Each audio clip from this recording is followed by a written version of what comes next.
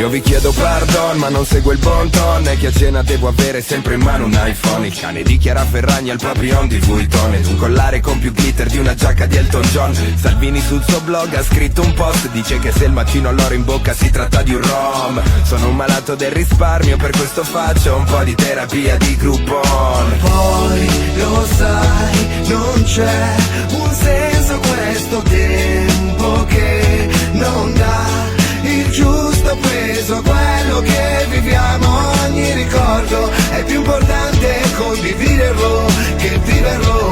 Vorrei ma non posso. E ancora un'altra estate arriverà e compreremo un altro esame all'università, e poi un tuffo nel mare, nazional popolare. La voglia di cantare tanto non ci basterà.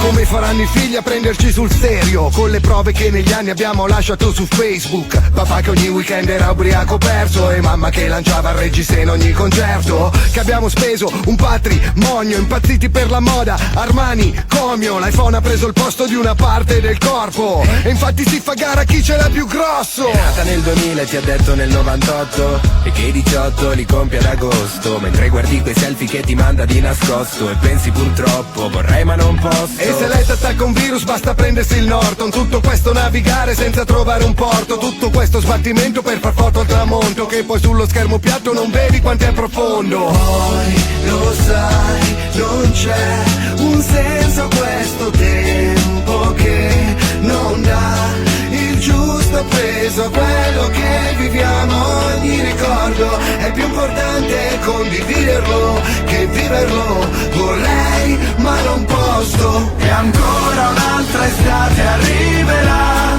e compreremo un altro esame all'università, e poi un tuffo nel mare, nazional popolare. La voglia di cantare tanto non ci basterà.